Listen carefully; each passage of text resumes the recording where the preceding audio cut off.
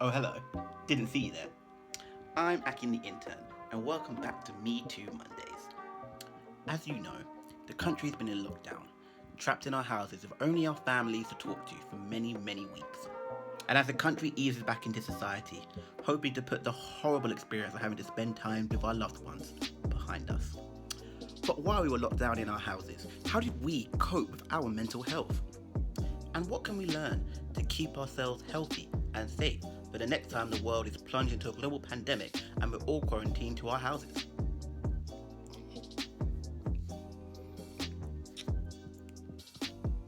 Well, lucky for you, MeTwo has the answer.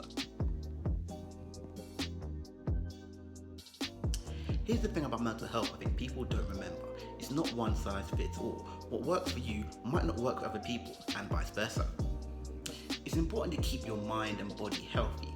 What I found was that when I spent all day in bed, watching TV, eating junk food, lounging around, just being a bit of a lump, I felt a lot worse, even though at the time what I was doing may have made me feel a little bit better. It's important to remain active.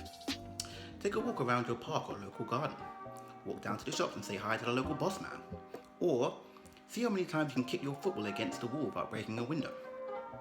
If you think yourself a bit of a cook, why not use this time to learn a new healthy recipe? Dazzle your friends and astound your enemies with your impressive cooking skills. During lockdown, I tried to eat as healthily as I could. Goes about saying that clean, healthy eating equals clean, healthy mind. Some of you may be thinking, but Akin, why should we listen to you? You're rambling on and you sound a bit like a cheesy, condescending after-school special. Well, you're right. So don't listen to me. Listen to my friends who I may or may not have paid to tell me how they cope with their mental health during lockdown. This whole lockdown's been quite weird actually. I'll say for the first 2 or 3 weeks I've been playing on Warzone quite a lot, just as it's the only way I can hang out with my friends. I've also been keeping a cookbook of things that I've been cooking and a cookbook.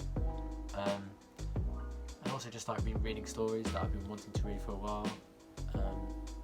And I'd also say it's this whole lockdown's given me time to evaluate my life and things I want to pursue and achieve within it. And especially just being in the house all day it's just made me so bored that it's forced me to be creative. And I have one idea and then I'll just go with it and see what happens. I don't know, and I've been getting a lot closer with my family as well, which is quite nice.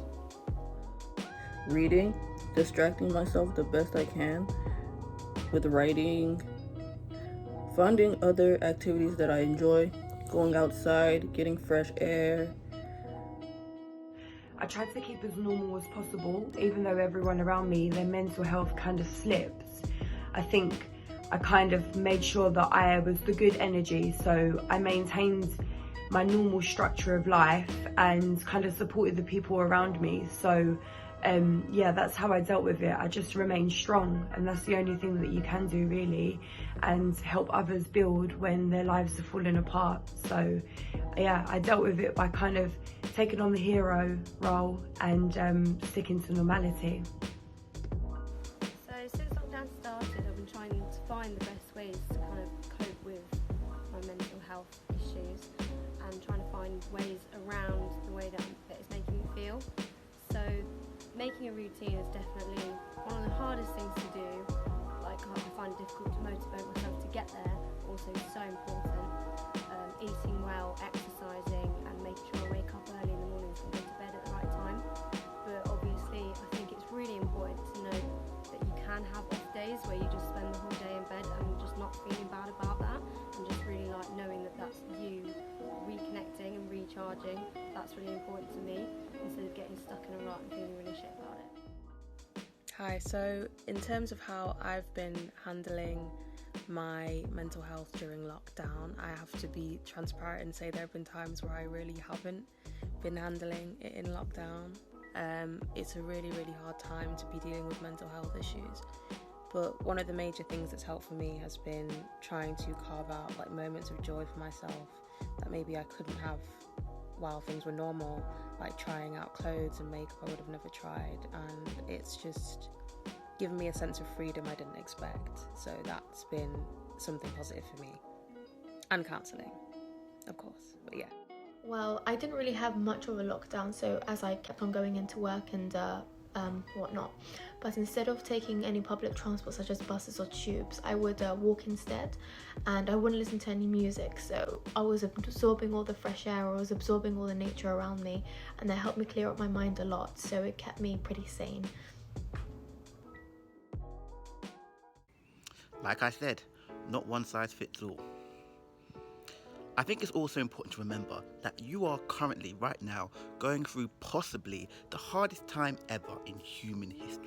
So give yourself a bit of a break. Okay? Don't be too hard on yourself.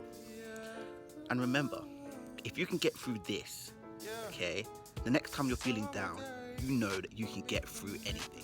I've been your host, Akin The Intern. Big thanks to all my friends who took part in the video. Please follow both myself and the MeTwo page on Instagram. All the socials will be in the description below. Don't forget you can download the MeTwo app on both Apple and Android store. Please like, comment and subscribe, and I'll see you on the next one. But meanwhile, I think about you day and night. You're far away, but I can't put this on the side. And I wanna take some time to get to know you.